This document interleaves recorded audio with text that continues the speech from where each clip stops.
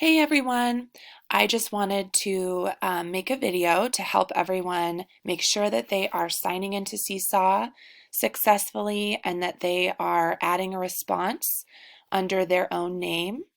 I've had some kids who are adding a response under the student I created called Mrs. Trailer's Demo. I created that student in our class just so that I could make a demonstration video with that student. So I am actually just deleted that student so that there will be no confusion about it. Hopefully this video will help you know how to add a response under your name. And if not, you can always ask me for help. I'm here to help you. So first you go to the website for Seesaw and then you press on I'm a student. Then you go down to text code and you put in the code that is your code. Everyone has their own code. So that is the code for Mrs. Cowan. She's another first grade teacher, and I put her in our class so that I could show demonstrations. So then I press go. So once she's signed in, she has activities right here. So if you go down to Friday, she could look at the schedule.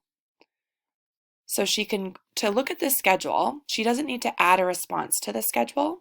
She can just look at it by pressing here. And then it has all the links and it tells her where to go. If you're doing an activity through the schedule, let's try that. So let's say she clicks here and it takes her to this activity.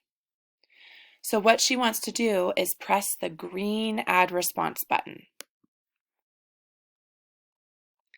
And then if she's not sure what the instructions are, she can view instructions. It says, click Add Response, count the emojis in each box. Tap the T button to move the correct number into the box, and then press the green check to turn it in. All right, so she would go 1, 2, 3, 4, 5, 6, 7, 8, 9, 10, 11, 12, 13, 14. So she clicks on this, and then she moves the 14 here. Okay, let's pretend that she did all of them. She would press the green check mark. And then it says waiting for teacher approval. So if this was her and she turned it in with only one done, I might send it back. Otherwise, I'll look at it, I might comment on it or press the heart, which means I saw it and good job. And then I approve it, which means you can see it show up in the class journal. So hopefully that helps you know how to do activities in our class. Here are all the activities. The most important thing to do is click the green Add Response button. And then if you're not sure what the instructions are, view the instructions.